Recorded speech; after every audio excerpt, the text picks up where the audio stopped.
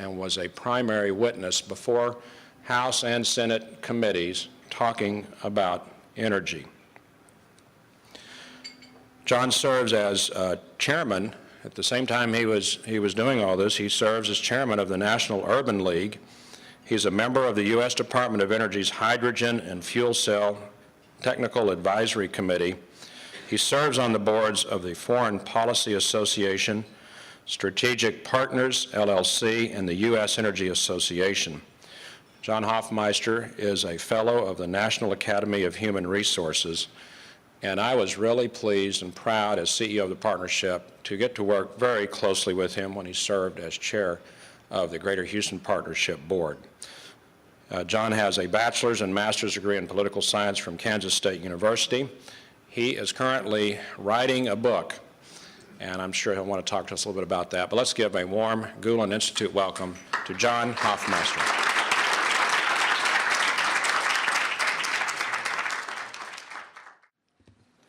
I think the Gulen Institute is a perfect forum for today's subject, which is to discuss 21st century leadership.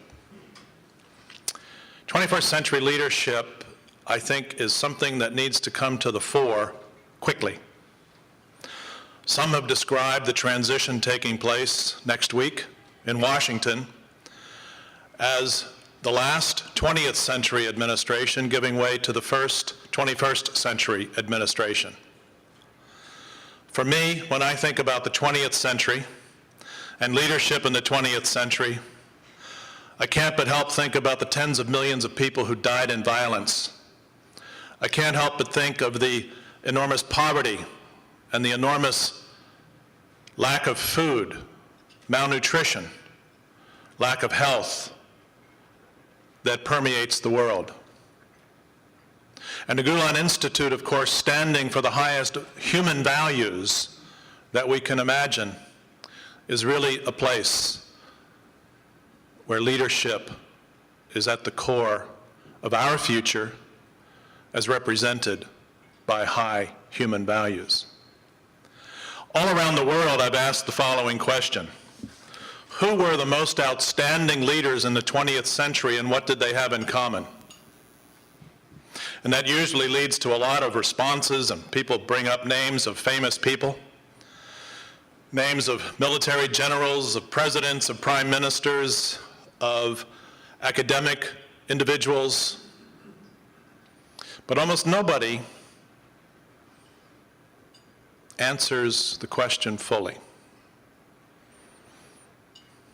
And it's not a trick question. Who were the three most important leaders of the 20th century, and what did they have in common? And rather than go through a question-asking process, I'll give you the answer. Gandhi, Martin Luther King, Nelson Mandela. What did they have in common? Each of them believed in peaceful nonviolence as a mechanism for change. They were not responsible for the deaths of people, as presidents and prime ministers throughout the course of the 20th century regrettably were responsible. Secondly, they all had the courage of their convictions and served time in jail because of that.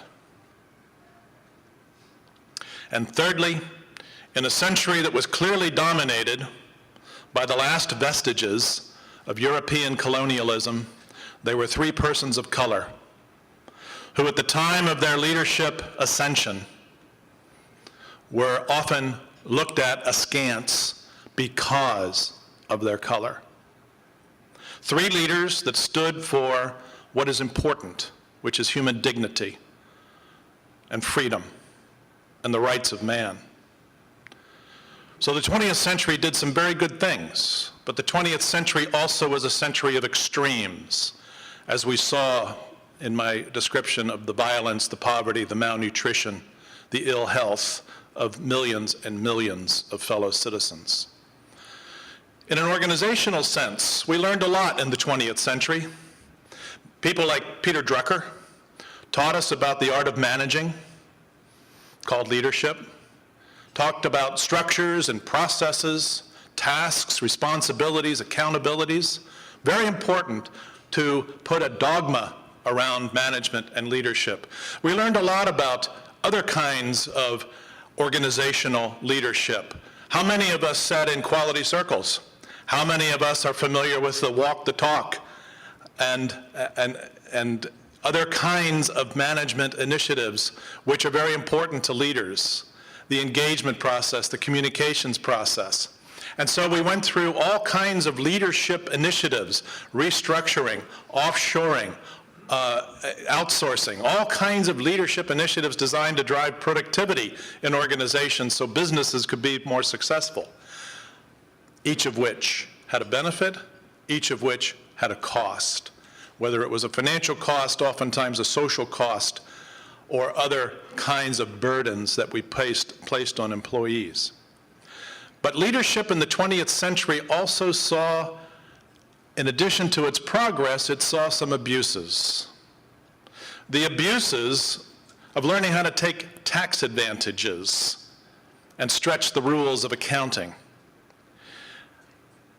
Abuses that led to something that is still in this country and around the world, a moose on the table, where we don't like to acknowledge there's a moose on the table, and that is the issue of egregious executive greed and what the implications and consequences of executive greed are all about. If you're watching CNBC these days, there's a series called American Greed, not exactly our shining moment in the leadership of the business world. And that egregious executive greed and the manifestation now of the financial collapse, the housing collapse, other bubble collapses, if you recall the dot-com collapse of the latter part of the last century, fueled, unfortunately, by motives that are anything but in society's best interest. So as we think about the 20th century and we put a lid on it, and we can think about some of the good things that happened, people leading mega corporations, which do produce tremendous goods and services for this world to lift the material well-being of the world, not all bad. If you think about the efforts for peace led by many leaders, not always successfully, but in the common interest, well-motivated, well-intended, but maybe not as successful as we would like. We turn now to the 21st century. We turn now to the challenges of cleaning up after the dirtiest century in the history of the world, in terms of our environment, our land, our water, our air. Cleaning up after the worst recession, where the causes of today's recession started in the last century. Cleaning up in areas of the world where we have not seen peace in decades, and we see disrespect and mistrust and hatred fueling too many geographic disputes. Living in a world of insecurity where President-elect Obama said on Sunday, his first and continuing priority will and always will be the security of the homeland, where we can't rest a moment because of those who are our enemies. So what about that 21st century leader? What does it take? Whether it's a business leader, a leader of government, a leader of communities, a leader in society, what does it take for that leader to make a difference? Having studied this for most of 5 decades, and having discussed with people around the world, and having witnessed tremendous examples of great leadership and tremendous examples of not so great leadership, having studied Gandhi and Martin Luther King and Nelson Mandela over the years and known people who knew them, what are those qualities? And that's what I'd really like to focus on. It starts, ladies and gentlemen, with one primary fact which no one can change.